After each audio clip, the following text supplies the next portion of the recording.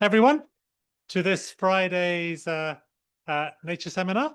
Before I introduce our speaker for today, I'll just mention some of the talks coming up in the next few weeks, just to whet your appetite. So next week we've got Hugh Warwick, who's a local ecologist and author, on Cull of the Wild: Killing in the Name of Conservation, that explores the trade-offs in between culling and conservation. The week after, we've got Professor Jules Petty who's Professor of Environmental Society at Essex, on how story creates agency for the nature and climate crises. The week after, we have Christina Banks-Leche from Imperial on what drives species sensitivity to deforestation. Clue is not what you think. And the week after, we've got Professor Siren Sumner from UCL on the natural capital of wasps. And quite a few afterwards that I won't go through all of them, but anyway, a nice series of seminars. If you're not on our mailing list and would like to be, just get in touch through the website, the Nature Network mailing list. And so over to today, and it gives me great pleasure to welcome Professor David Farrier, who's come down from Edinburgh today to talk to us. And he's a Professor of Literature and the Environment at the University of Edinburgh, and his work bridges literary scholarship and ecological thought. And he's written a couple of public books. The first one was called Footprints in Search of Future Fossils, which looked at the long-term legacies of modern humanities activities. And the second one, which we'll hear about today, is called Nature's Genius: Evolution's Lessons for a Changing Planet. And this book asks what humanity might learn from other species' adaptability in a rapidly shifting world. And the book has it's doing well. It's been shortlisted for both the Wainwright Prize for Conservation Writing and the Saltire Non-Fiction Book of the Year. And he also writes for various publications, including the Atlantic, the Washington Post, and other major publications. So, David, thank you for coming over to us. I should mention afterwards we'll have a drinks reception and a book signing around the corner. So if you get fascinated by David's book, as I'm sure you will, there's an opportunity to buy and get a signed copy around the corner as well. So thank you, David. Over to you. Thank you. That's a fantastic welcome. Thanks for coming, everyone. It's good to see you all. I want to start with a short reading that I think sets up the book. And it's a story, really. It's a story about a particular bird and how this bird came to love roads. Throughout the 20th century, the cliff swallows of Capistrano were emblems of constancy. Each spring, the birds would travel thousands of miles, from their wintering grounds in Argentina to their nests in the eaves of the Mission San Juan Capistrano in California, on exactly the same day each year, the 19th of March. Their return was greeted as confirmation that the cycles of the natural world would revolve forever, unyielding and true. Cliff swallows are a small passerine bird, typically no larger than the span of a human hand. They wear a white triangle on their foreheads and bright rouge on their cheeks over a dark cap and coat. Their wings are long and pointed, but instead of the barn swallow's elegant tuning fork, cliff swallows' tails are as squat and square as shovels. The birds dwell in cliff-face colonies of several thousand, where they build gourd-shaped nests out of mud. Their reputation for fidelity to the calendar does not rule out an ability to adapt where necessary, however. Cliff swallows were originally distributed along the California coast, but the westward expansion of the United States in the 19th century provided opportunities to spread east. Woodland cleared for pasture created fields and ponds with plentiful insects to feed on, and with each new farm and town, there were a host of cliff-like nesting sites in the shape of barns and buildings. And in particular, the birds learned to love roads. They followed wherever the highways led, building their pot-bellied nests under bridges and in culverts, in colonies of raucous thousands. Ornithologists began studying the social behavior of roadside-dwelling birds in the 1980s, and as the years passed, they began to notice something strange. Roads are typically dangerous places for birds, especially since they've come to be dominated by hulking SUVs. But as the cliff swallow population grew, unexpectedly the numbers killed by cars steadily declined. When the scientists compared the wingspans of road-killed birds with those of the general population, they discovered a curious difference. Road-killed swallows' wings were characteristically long and pointed, but in swallows that managed to avoid traffic, they had become short and rounded, trowels rather than stilettos. This blunter shape made the birds nimbler, better at sudden vertical takeoffs, and the knife-edge turns that would take them out of the path of oncoming vehicles. Short-winged swallows, it seemed, were just better at playing chicken. Evolution can have many different causes. A food source may decline or a new one appear. Helpful mutations can bubble up in the gene pool. Populations of different species come together, spurring one another to adapt to competition or threat, or drift apart to develop in isolation. All living forms are, in some way, a product of the combination of pressure and time. The particular pressure bearing down on cliff swallows' wings came from 3-ton SUVs travelling at high speeds. In just a few decades, these emblems of unchanging nature had evolved, and the reason was us. So that's how Nature's Genius begins. And it really is a story about change as the essence of life on our planet. This has been the story of life for 3.7 billion years. But what's perhaps remarkable about this is that life's capacity for change has become, as it has almost yoked to the ways in which we are altering the planet. Each of the drivers, the main drivers of extinction, climate breakdown, pollution, the introduction of non-native species, and habitat change, maybe there was a fourth. All the main drivers of extinction are also driving in some way many creatures to adapt their bodies and behaviors to cope with the challenges of life on a human planet. Now, before I get into why I think this is important, what I want to say at the outset is that this is not reason to be complacent. I'm not arguing that nature will heal itself, that there is a potential in other living things to simply solve the problems that we have made for them. Many species are simply too closely adapted to their niche to cope with the rate of change. Some that do change find themselves maladapted when subsequent change, outstrips their capacity to keep up. Really, those species that can adapt their bodies or behaviors well enough to thrive are the generalists. So this is not an argument that we can sit back and allow nature to kind of heal itself, but it is, I think, an opportunity for us to reflect on the valuable lessons about what it means to adapt, to change, to be more plastic. Some of the changes that we can see represent speciation. They represent what look like the beginnings of the emergence of new lineages, new species. But most of the change is, in fact, down to plasticity, the capacity that resides within every living thing to express different genes in response to new environmental pressures. It was plasticity that enabled some roadside dwelling cliff swallows to adapt the shape of their wings to cope with their new environment. Plasticity really is nature's genius for adaptation. And my book, Nature's Genius, is about how we might pursue human plasticity within ourselves. Not that we need to alter our biology, but we do, as we all know, need to change our way of life. And I think the example of the living world can help us do this. So what I'm going to do is work through a series of questions that the book asks that look at how the example of living things, other beings that are responding to the challenges of life on a human planet, and what lesson this might have for us, and how we might cultivate a greater sense of our own plasticity.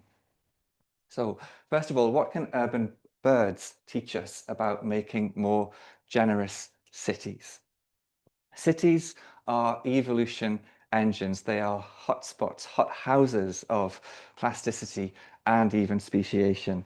And this is largely for kind of two general reasons. One, that they replicate many different kinds of natural habitat. Tall buildings replicate cliff faces, canals replicate rivers, cellars and subways represent cave systems, and so on. But they also furnish new opportunities for food and for warmth. And a good example of the effect that this has is the urban heat island effect, whereby urban environments can be a degree or two warmer than the surrounding environment.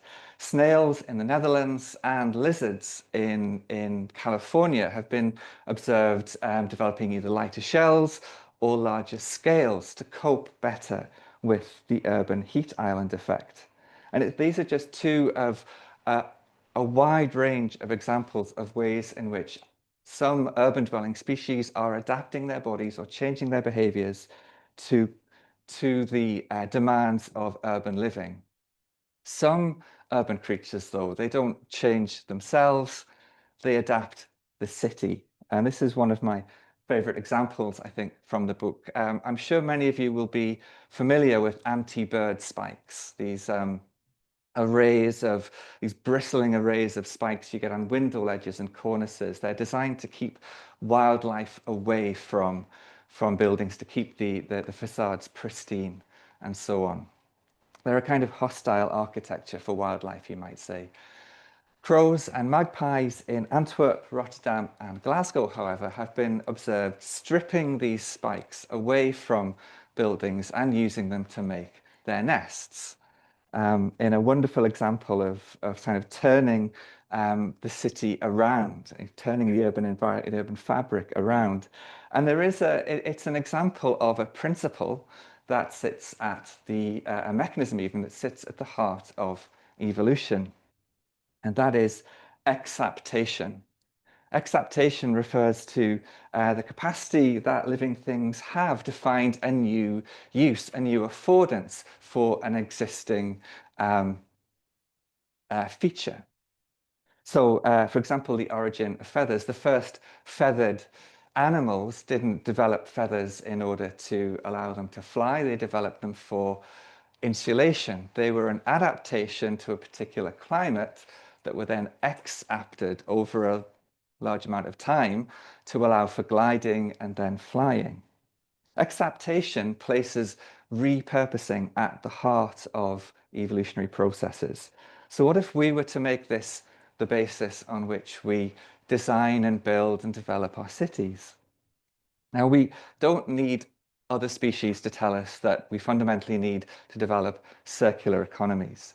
This is especially so in the construction industry, which globally is responsible for about 40% of carbon emissions. But just about every building that is erected is landfill waiting to happen. We build with a single purpose in mind, a single lifetime, with no thought to what will come after, to no thought to any kind of subsequent use. What these birds can teach us, first of all, is to build more of a kind of generosity into the way we design our urban environment. The anti-bird spikes show us that what was once a barrier, what was imagined as a barrier, can be reconfigured, repurposed as a shelter. An example of this where I live in Edinburgh is Pianodrome. Pianodrome is a performance space. As you can see, it's constructed of a number of kind of units, and it is entirely constructed down to the very nails from discarded upright pianos. Edinburgh has lots of pianos, and lots of piano players, and many of them live in flats, up large flights of stairs, and when they no longer want their pianos, nobody else wants them, because getting a piano up a flight of stairs is hard work. And some Edinburgh musicians didn't want to see all these hundreds, literally hundreds of pianos going into landfill.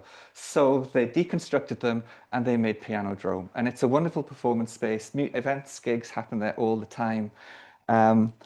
It embodies generosity as a key value of design. And I think what embodies that most of all is the fact that they retained the piano harps, the soundboards, with the strings inside the bodies of each of these kind of seating units. So anytime a performance takes place in the center of this space, the entire thing resonates. It's like it remembers its past life, but it has this entirely new life, not just for playing music, but for performing it.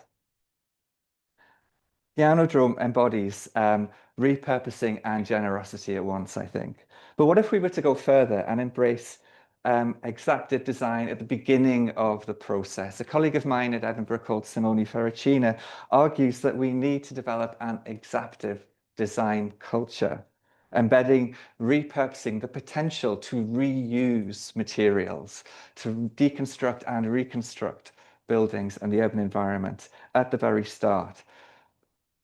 How do we remove the barriers to the reuse of the steel and the glass and everything that goes into the buildings that we make so that they don't end up in landfill?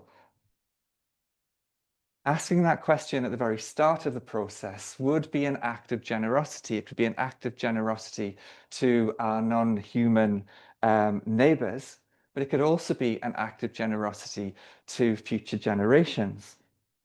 Some of you may have read Italo Calvino's Invisible Cities. It's a fabulous catalogue, literally, of fabulous imaginary cities. Any possible incredible dream city you could imagine, Calvino has already got there. And in the course of this catalogue, he describes the city of Laodomia. And the citizens of Laodomia build alongside the vast city that they inhabit, an equally vast city that they have set aside for the unborn, for the generations that are to come. Exactive architecture, however, would mean that the potential for future reuse is part of the present day fabric of our city, that buildings that have an original use would then, when that lifetime comes to an end, have the potential to be deconstructed and repurposed without the need for generating more carbon in their manufacture and construction and so on. It would make our cities fundamentally more generous places to inhabit, not just to ourselves, but to generations still to come, those who will inherit the world from us. Okay, next question. Can a mutated fish reconnect us with the world around us? This is the Atlantic tomcod. It's a relatively small speckled fish. It inhabits the Hudson River in New York. The Hudson River between 1947 and 1976 had around 6,000 kilograms of highly carcinogenic PCBs, so-called forever chemicals, dumped into its waters by surrounding industries. Now, this was devastating, of course, as you can imagine, for the ecosystem of the river. It is, in fact, now so polluted it's been designated a Superfund site by the American government. Remarkably, however, despite inhabiting one of the most polluted waterways on the planet, the Atlantic tomcod has evolved a kind of immunity to PCBs. The source of this immunity is a mutation in a single gene that is associated with the metabolism of toxins. The fish tends to it keeps to the bottom of the river. It kind of feeds around the sediment, which is where most of the toxins are concentrated because they kind of settle down into it. But despite sort of inhabiting the most deadly part of this ecosystem, this mutation means that the toxins cannot bond with the relevant receptors that would draw the harmful materials into its body and damage it. In effect, the tomcod has made itself untouchable. And I think the tomcod, therefore, embodies a certain kind of idea that we carry with us, even if we might feel we know better. And that is the idea that we exist apart from our environment. We know that we are porous. We know that we are absorbing microplastics, endocrine disrupting chemicals into our bodies, that every person alive after the advent of nuclear testing has a certain radioactive isotope, a characteristic of that moment in history, in their teeth.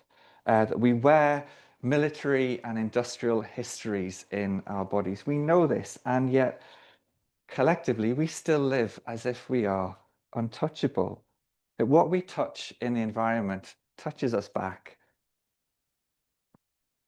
And I think this myth, this lie, is embodied by plastic. Modern plastics are designed to disappear to our touch, with the result that they blunt our sense of connection to the world. They cultivate a myth of disposability that tells us the plastic only really exists in the moment of use. It exists in our hand when we use it.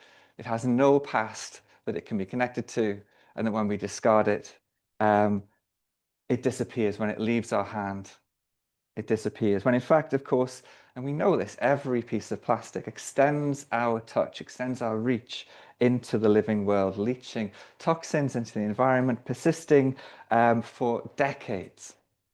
What if we could learn to feel the world again? This is Aguoha, or Aguoha 3, actually, the third iteration of a project undertaken by the Mediated Matter Laboratory then at MIT. Each of the Aguoha sculptures takes the form of this kind of chrysalis shape. They're about 5 meters tall, and they are composed of around 5,500 fallen leaves, 6,500 apple skins, and around 3,000 shrimp cells. In other words, cellulose, chitin, and pectin. Aguoha is a biopolymer. It has the malleability and the hydrophobic properties of PET, for example, but crucially, it is biodegradable. So what if we could replace all of the single-use plastics that we currently make use of? For example, 170 megatons of single-use plastic packaging that is used annually with a material like this.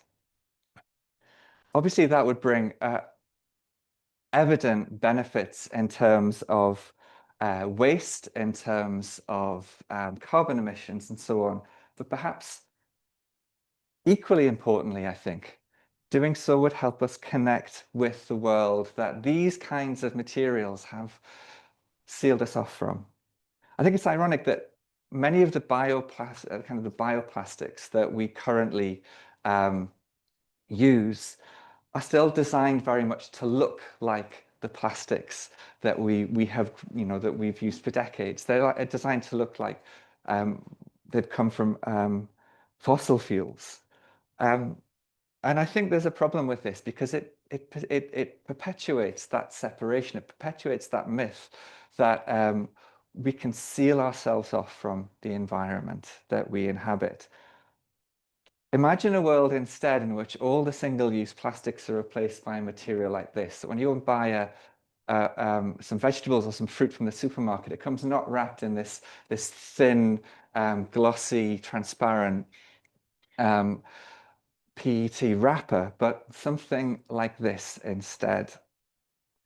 I think it would have a really important effect on our sense of our place in the world. Literary critics like myself often talk about defamiliarization as a function of poetry or novels. It's the job of literary writing to make the world feel strange and new again, to make the stone feel stony, is the phrase that's often used.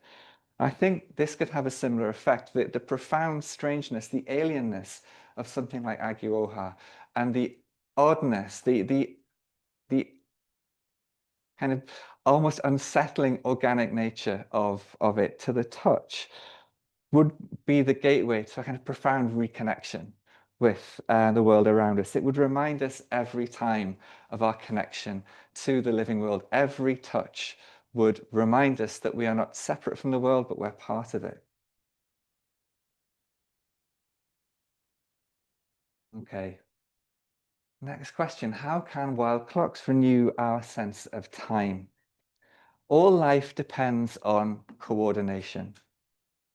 Is the innate sensitivity that a creature might have to light or to temperature that makes it susceptible to and able to respond to changes in its environment. And these changes, these conditions in the world are the second component, sometimes called zeitgebers or time givers.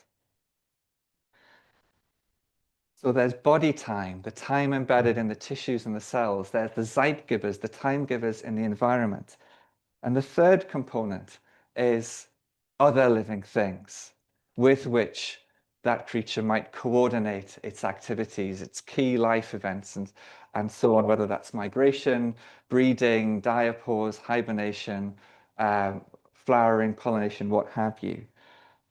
Each of those other living things, of course, have their own body time, their own time givers. So what we learn from this is that what wild clocks teach us is that in the natural world, time is a mass exercise in coordination, in collaborative time making. Wild clocks make time together. It's therefore profoundly disturbing that many wild clocks are struggling to keep time. The science fiction writer John Wyndham, who wrote Day of the Triffids, coined the term chronoclasm to describe a moment when different orders of time, rather than running in harmony, begin to clash, when there is a kind of disruptive moment when different orders of time are thrown out of joint. COVID was a chronoclasm when our time collided with the time of the virus. Climate change is a chronoclasm in any number of ways. For example, of course, we all know that climate change is running at different speeds and it's changing. Things are changing much more rapidly in the Arctic, of course, than they are elsewhere. That's another kind of chronoclasm. But for living things that depend upon the coordination of their life events with their environment and with other species, of course, a changing climate, a destabilized climate, is another kind of chronoclasm. For living things in every kind of ecosystem, time that was made together is falling out of sync. Light pollution is one cause of this, but it's principally the breakdown in seasons and seasonal rhythms, the flux in temperature, the increase in extreme weather patterns that is causing temporal misalignments between predators and prey, between herbivores and plants, flowers and pollinators. Now, all phenological relationships of this kind, relationships in time, have to be adaptable to conditions. They have to have a degree of flexibility from one year to the next. But some wild clocks are too finely calibrated to cope with the rapid or the extreme swings that we're seeing. They don't have a wide enough margin for error. This is having significant impacts on breeding, on the availability of food for young. It's having impacts on the success of migration. It's having an impact on the stability of food chains. Now, the alignment, of course, I think we probably are already ahead of me on this, but it's the alignment of industrial capitalism and clock time that is at the root of our chronoclasm. We've forgotten, in effect, that time lives in the body, and that it's made together, and relegated it to the clock on the wall and to the rhythm of quarterly financial reports. So how do we renew our sense of time? The Potawatomi scholar Kyle Powys-White talks about kinship time. Kinship time describes experiencing time, fundamentally relating to time through relationship with other beings.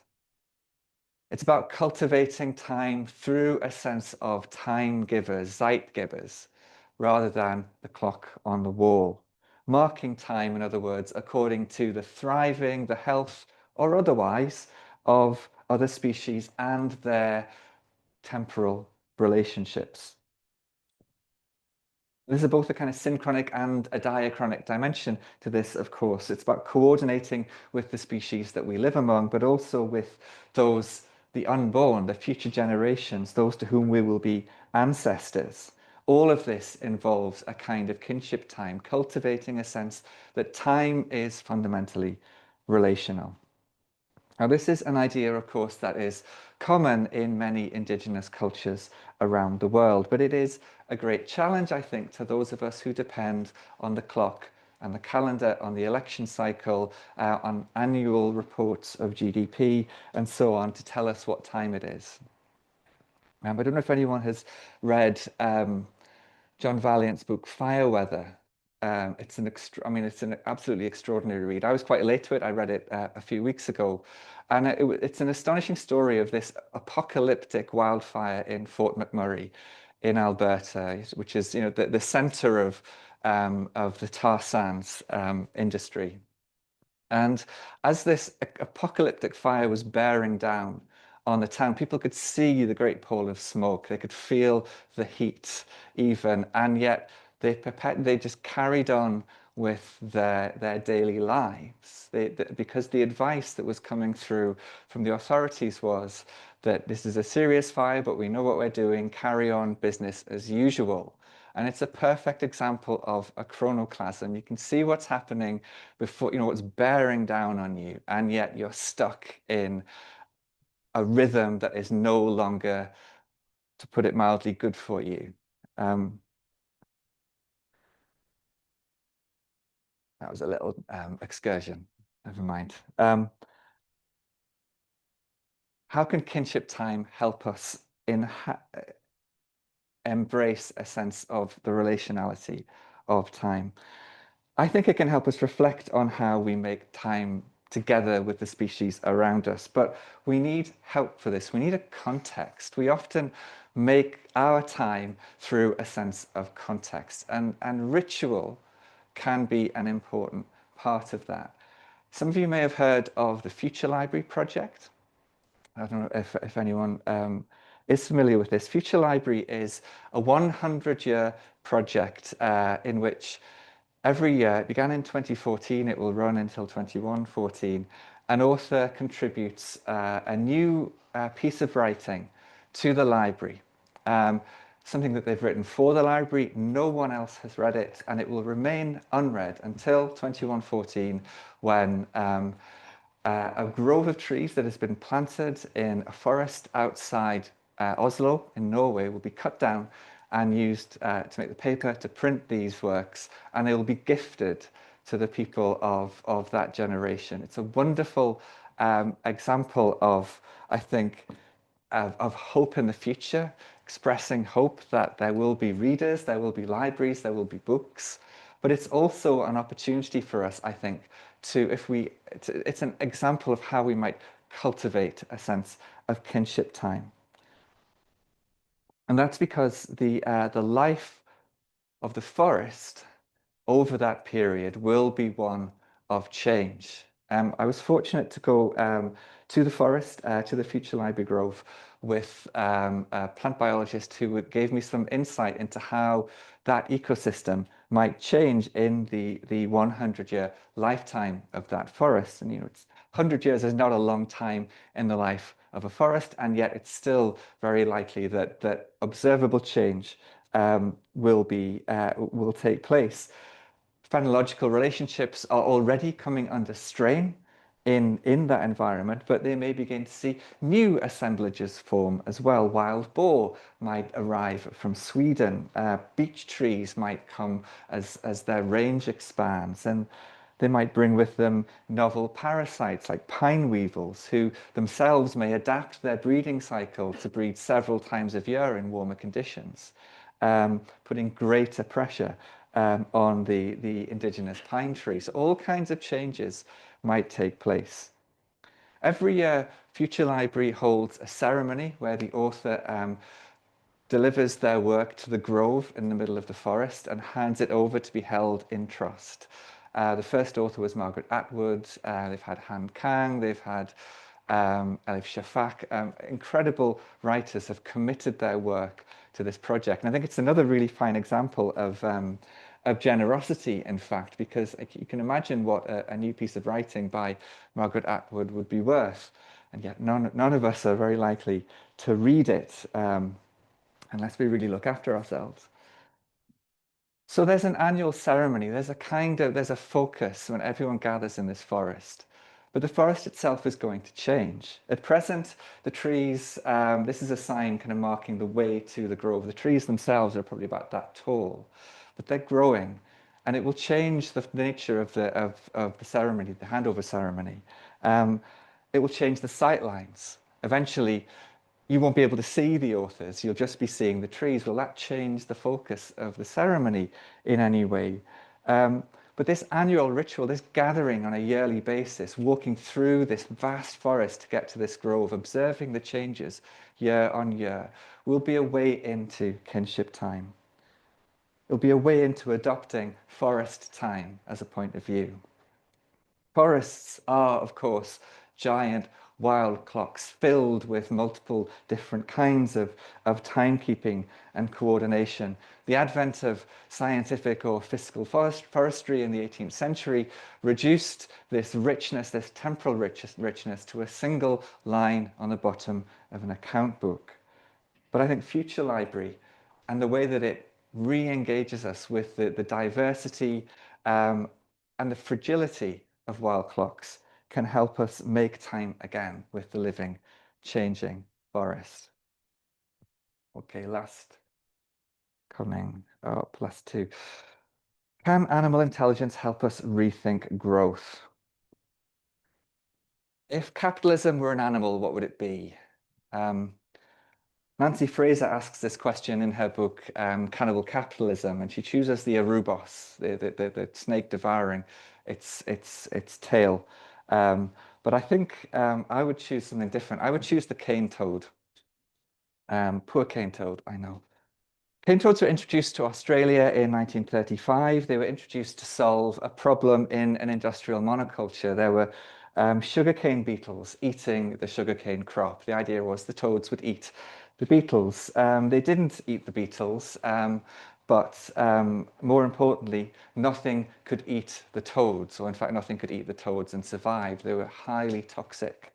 As a consequence, with no break on their spread, they spread across the continent, and in doing so, they evolved. Cane toads, generation upon generation, as they spread out from Queensland, they developed longer hind legs and an adapted gait and more efficient forelegs. And all of this was oriented towards making the animals better at moving forwards, at expanding their range, at crossing distance. Perhaps the most important changes were, first of all, in the earliest generations, the animal, they'd meander, they'd find a nice pond and they'd stop and they'd linger there. But later generations developed this kind of relentless forward motion. They just kept moving, constantly seeking new frontiers, new spaces to colonize. And as they did so, they became victims of their own success. Their long legs leave them, an adapted gait, leave them more prone to arthritis and mobility problems. But also, cane toad tadpoles have become cannibals.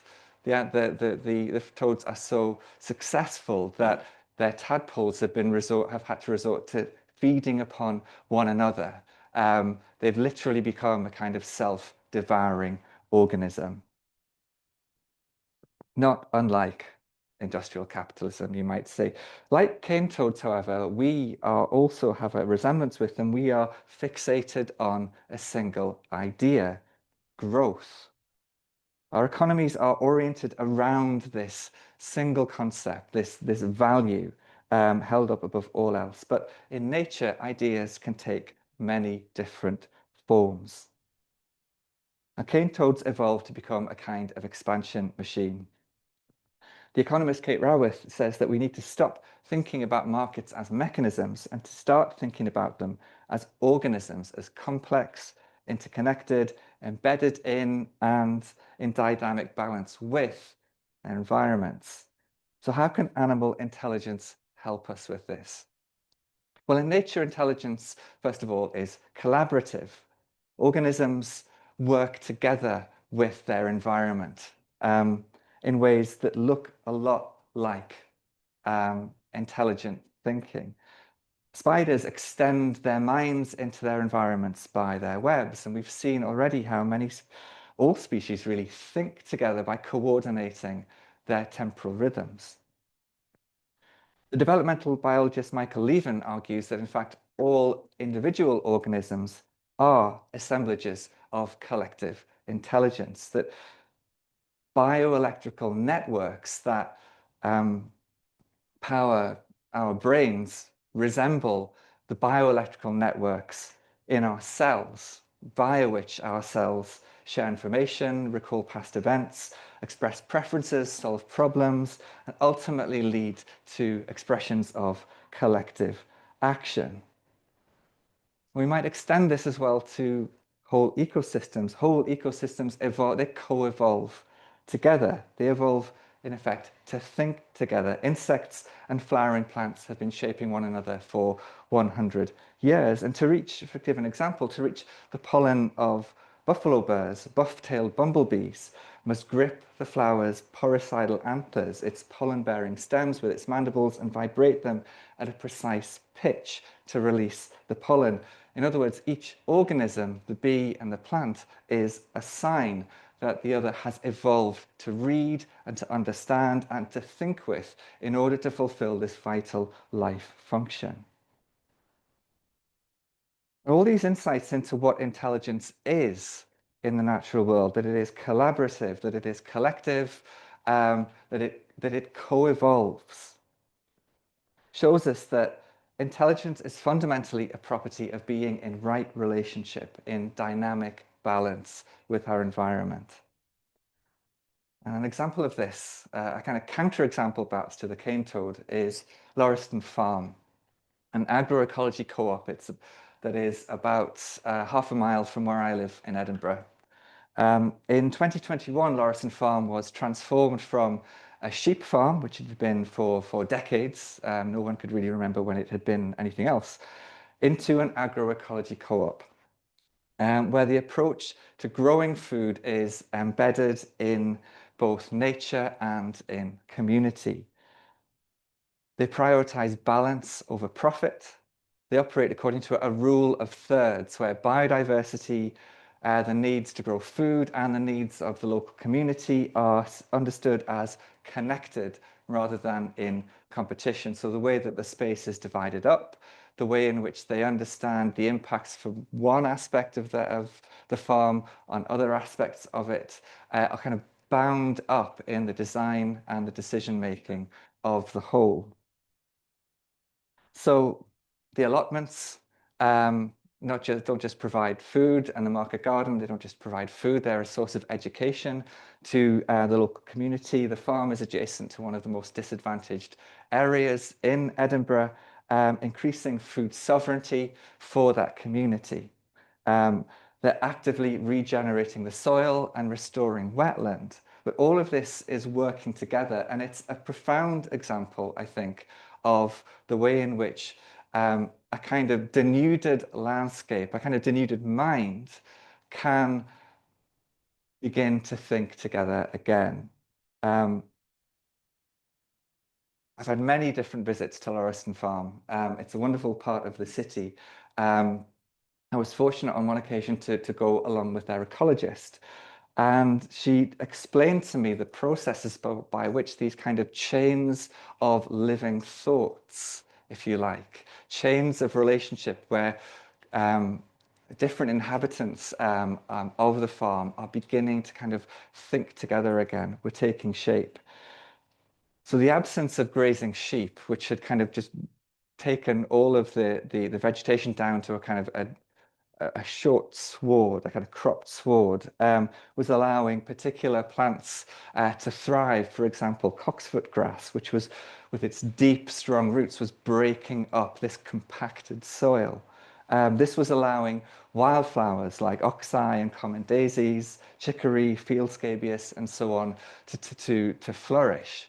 And this was bringing in hoverflies, and hoverflies have particular mouth parts that have co-evolved to feed from these particular flowers that are precisely fitted to read these flowers, to understand them, to think with them. This in turn is bringing more species of birds and bats, and it goes on and on. The field was like an entire mind beginning to think again. And it was a brilliant example to me of this notion that intelligence is fundamentally a kind of an emergent property of relationship. But true intelligence occurs between things that are in the right relationship with one another. Okay. Last question. Could assisting evolution save vulnerable species? Our very first interventions in the bodies and behaviors of other beings, of course, was domestication. And while this no doubt began in an incidental manner, of course, we know that it has become a very deliberate intervention. We have shaped certain species to the point where they are, by mass, by far the dominant presences on our planet.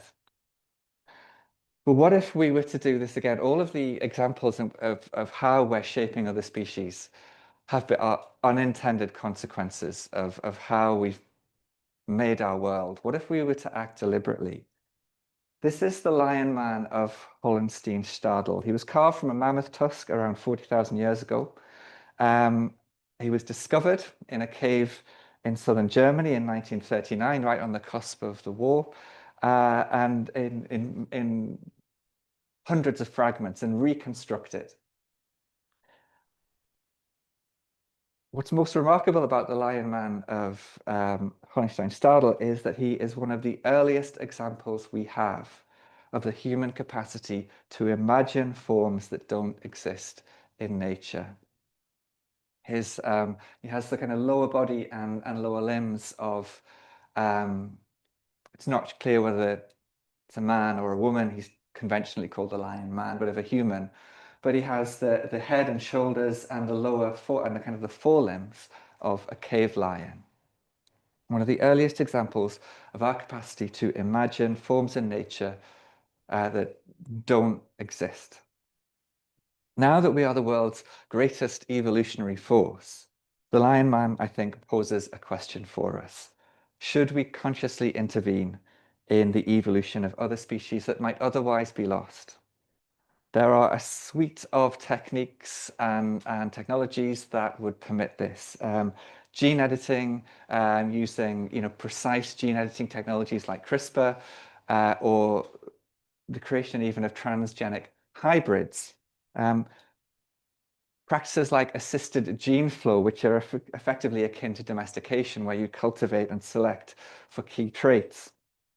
But also perhaps more radical technologies like synthetic gene drive that use gene editing technology to introduce heritable traits into particular species. Now, there are technical challenges with this. First of all, editing a genome is one thing, but ensuring that revised genome meshes well with, that it works properly in its environment and in a changing environment is another thing altogether. There's no way of knowing how an edited species will interact with an environment until it's introduced to it. But the ethical questions are at least as great, if not more considerable. Many people are concerned that this is playing God. They're concerned that this is assuming a power that we shouldn't have, and particularly with gene drive, which is the technology that is, truly empyrean. It's, you could introduce, it's a kind of extinction machine, really. With a synthetic gene drive, you could drive a species that you don't like into extinction. It's a profoundly troubling technology to have at our fingertips. But at the same time, the ICUN Red List tells us that there are around 50,000 species at profound risk of extinction. So with this range of technologies available to us and this extraordinary fragility in the natural world, can we afford not to? And one of the uses of synthetic gene drive could be to control species that were introduced to Aotearoa, New Zealand by European settlers, particularly rodents that have wreaked havoc with ground nesting birds. What this would do, it would use what's called a last litter approach. So that males are edited to only produce infertile daughters, and it would bring about a kind of a reduction in the population. There are mechanisms that can be introduced called a daisy chain drive, that whereby this synthetic gene drive architecture gradually breaks down with each generation, so it kind of runs out of steam. So it wouldn't eradicate the population, but it would reduce it. So it's a technological possibility. It's not just a question though of how we do it in a kind of technical manner. It's also a question of how we do it in terms of the kind of relationship that we are imagining ourselves to have with these other species. And in following that line of thinking, I think there's a lot we can learn from the insights of Maori conservationists. The Maori worldview rests on Mataranga, which is an intricate system of knowledge and values that is contoured to the specific ecosystem of Aotearoa, New Zealand. And fundamental to Mataranga is the concept of whakapapa. Whakapapa is usually translated as genealogy. Maori trace their whakapapa, any individual Maori will trace their whakapapa back through each generation, but also, to the mountains, the forests, the rivers, and the lakes that they grew up around, but all the way back to the gods, the origins of life, if you like. They also understand that all living things have a whakapapa of their own, a kind of lineage. But whakapapa, although it's often spoken of as genealogy, it's not a concept that has an exact translation into English or indeed any non-Maori language. When I spoke to a Maori conservationist called Marcus Rongavitau Shadbolt, he told me that he thought a better translation for whakapapa was taxonomy or classification, because fundamentally what whakapapa expresses and what it helps Maori to identify is the relationship between things. And he told me a story to illustrate this. So back in the distant past, at the beginning times, the kauri tree and the southern right whale called Tahura were brothers. They were very close, and they lived on land. But while the kauri tree enjoyed the sunlight and being in part of the forest and so on, the Tahura, the southern right whale, longed for the oceans. He longed to explore, and so he decided to leave. And before they departed, they exchanged gifts. So the whale gave to the tree his scaly skin to protect it, which became the bark and protected the tree. And the tree gave the whale oil to protect him. And he taught the whale to sing. And off he went to explore the oceans. Several decades ago, fungal infection started to create a kind of devastating decline in kauri trees. And there was no successful treatment that anyone could come up with to arrest this decline. And then some Maori conservationists noted, some Maori healers in fact, noted that right whales were beaching themselves on the shores of Aotearoa. And they said the whale is coming back to heal his brother. They gathered up some fats and oils from the beached whales, and they created a kind of poultice and applied it to the infected trees. And they say they saw evidence of the first successful treatment for kauri dieback. Now, the results are anecdotal. They have not been confirmed by scientific studies. But Marcus was telling me this story to illustrate a more fundamental principle. He said if you said to any Maori that taking a gene from a southern right whale and implanting it into a kauri tree to make this kind of transgenic hybrid that would save the tree, they would have no problem with this because of that fundamental sense of relation that underpins the shared whakapapa of kauri trees and southern right whales. And I think this is something that we can carry away from this, that if we ever are to intervene in the evolution of other species. And I think there are many, many questions around this. To do so, we have to cultivate, first of all, a deep and abiding, grounding sense of relationship that informs what we do, why we do it, and the kind of relationships that will follow. So, for example, if we were just to edit cattle to withstand heat, which is something that's spoken about often in discussions about the affordances of synthetic biology, and we did that just so we could continue eating beef and eating dairy, and at the extent that we currently do, we would just be perpetuating a profound ecological imbalance. No sense of greater relationality, no change in our relationship would have taken place. And in fact, we would just be perpetuating a system that is leading to greater and greater destruction. But some changes can foster relation. What if we use gene editing or assisted gene flow to help tropical corals withstand heat waves? This would not only benefit the corals, it would sustain the countless species that depend upon them as their habitat, that coexist with these species and can't live elsewhere. It would create a bridge, perhaps, for us to arrest the climate breakdown that is driving tropical corals to extinction. Engineering oysters in the same manner might foster a vital source of carbon sequestration, restoring the populations that were devastated by overfishing and providing us perhaps with a carbon neutral source of protein. Again, rethinking the kind of relationship that we would have with these species would be fundamental to any kind of intervention.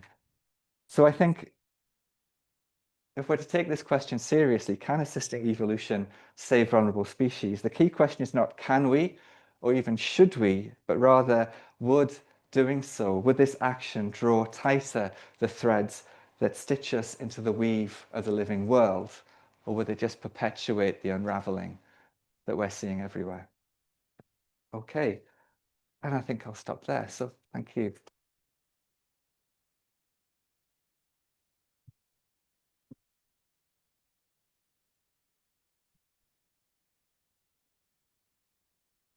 Lots to think about that. We can open up to questions. If anybody online wants to ask questions, feel free to just type them in as well. So anybody want to kick off? Yeah, so it's the online audience can hear you. Thank you. thank you. Just to take hello. Just speak. All right, okay. The first example of reappropriation of existing materials and processes, I suppose. But it could apply to any of the examples you use.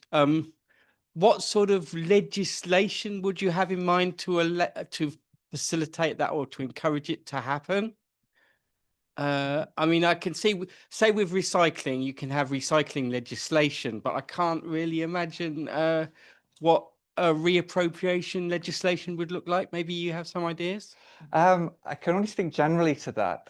One of the architects I spoke to who was particularly engaged in this and an advocate for a kind of adaptive or repurposed architecture is Duncan Baker Brown, who's practices in Brighton.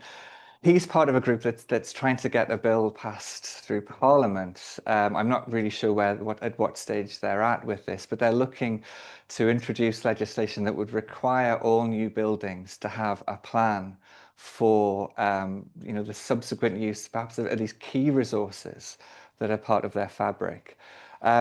So I don't know the detail of what's in that proposal or what stage they're at. I know that he's working hard on that. But the idea would be that there would be a requirement to think through what will happen to the steel at the very least, what will happen to the glass. Some materials may not be salvageable. But it is remarkable what can be done. I mean, again, this is working without the benefit of that kind of exactive approach at the very beginning, but there's a Dutch architecture company in Rotterdam, I think, who were charged with rebuilding a school. And rather than knock it down and build an entirely new one, what they did was they inventoried everything in the fabric of the building of that school that they were due to replace, and used that information as the basis for redesigning. So they took it apart very carefully, and they reused all those materials, but to design a completely new building. So it's been extraordinarily surprising to me to see what can be done. And there is some degree of kind of legislative discussion about how this might be embedded in practice. I don't know how far away it is or how likely it is to get through, but the possibilities are there. Yeah. Thank you.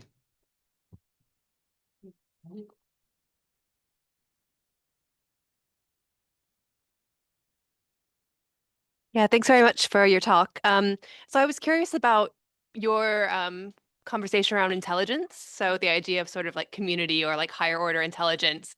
What you were describing, some people might call coevolution or ecology. And if we think about sort of the field of animal cognition, their definition of intelligence is very different. So I'm wondering, do you ever get pushback on this idea of how you're defining intelligence, and how do you answer that?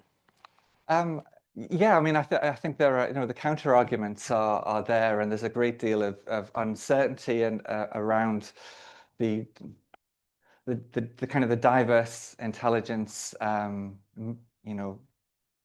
debate, a lot of skepticism, even, that really what is discussed as cognition or proto-cognition is a kind of tropism.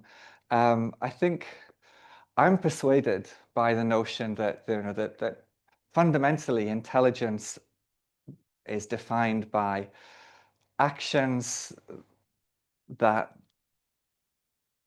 further life, for want of a better term. If something works, it can be, it may not need to be kind of rational. Typically, it would be a kind of an emergent property where beings live in balance, in cooperative relationships or mutualistic relationships with one another. But that, to me, is a very good example of agency that leads to good or better outcomes, which is, I think, a good starting point for thinking about fundamentally what intelligence looks like, that it gets it out of the head and it gets us to think about what intelligence looks like through relationship. Yeah. Thank you.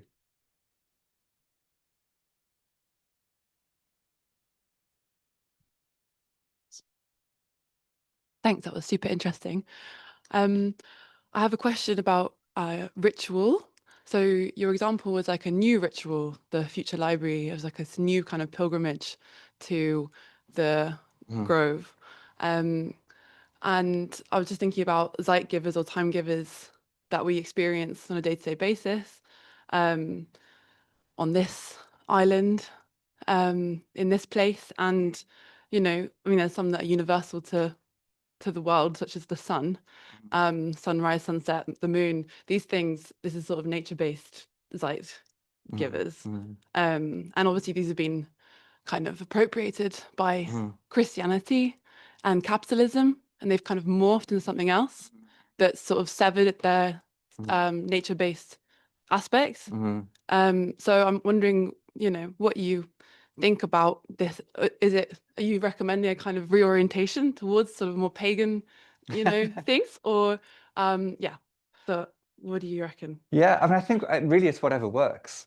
And I think we're all capable of and when I say ritual, I really just mean that kind of intentional practice. We can devise these for ourselves. We can find the habits, the processes, the stories even that will create that sense of connection and rhythm for us. And I think, again, Future Library is a really good example of this, because the ceremony is different every year. There's an essential, there's a walk to the grove, there's a handover, that's it. But every author brings their own dimension to it. I was there in 2020. When it just opened up after COVID, and they'd had a break for 2022, sorry, a break for several years. They hadn't been able to hold the ceremony. So there were three authors, Carl Ove Knausgaard, Tsitsi Dangarembga, and Ocean Vuong, who couldn't be there because he had COVID. But he was represented by a pair of Buddhist priests who performed a prayer. Knausgaard had a kind of performance of a medieval Norwegian poem. And so each one brought their own ritual dimension, and each year it is different. It has that flexibility, and I love that because it means that we can all find our own way of expressing a sense of kinship to the rhythms of the natural world. So that's more where I'm coming from. Yeah. Thank you so much.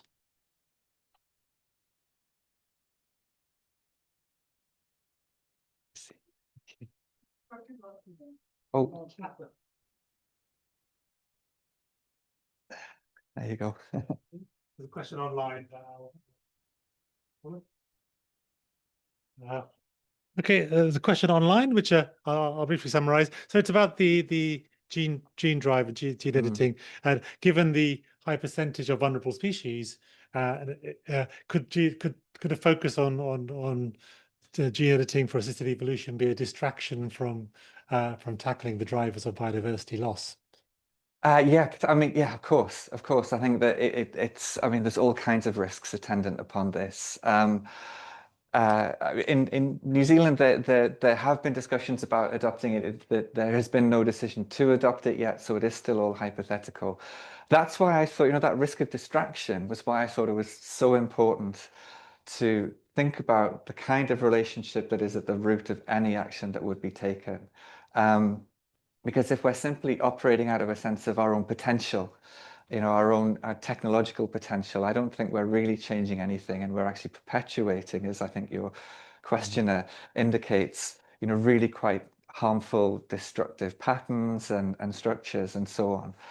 I thought the Maori insights to this and the Maori conservationists I spoke to, were so important because it reorients our sense of what it means to be in relationship. And if we were to act like this, would it be cultivating a sense of whakapapa? I mean, not that, you know, those of us who aren't Maori can express that, but Marcus and Tim Malcolm, who I spoke to as well, and other Maori conservationists said, you know, you would ask yourself these questions. Does doing this foster relationality, or does it harm it? Does it consolidate, strengthen whakapapa? Does it weaken it? And I think these are such important questions, and we can extrapolate. Likewise, you know, to do this, is it a distraction? Does it perpetuate harmful ways of being? Does it allow us to access better, more balanced ways of being? As I said, I think, you know, the use of synthetic gene drive is I think a way off. I think caution is the right approach. I'm not saying that I'm necessarily an advocate for this, but I am an advocate for the kind of the Maori approach, which is to ask these really vital questions and to act on the basis of what they tell us. Yeah. Okay, any final question?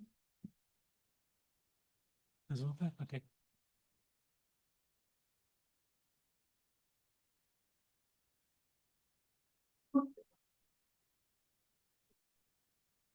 Thank you so much for the talk. I have a question about how you think change can happen, in terms of, you know, all these wonderful examples, like they're in specific areas, like changing the nature of buildings or rituals. And I was wondering, how do you think change in many different areas can be united to form a systems change in the way that in nature all these different areas are all in harmony? So yeah, how can we connect all of these individual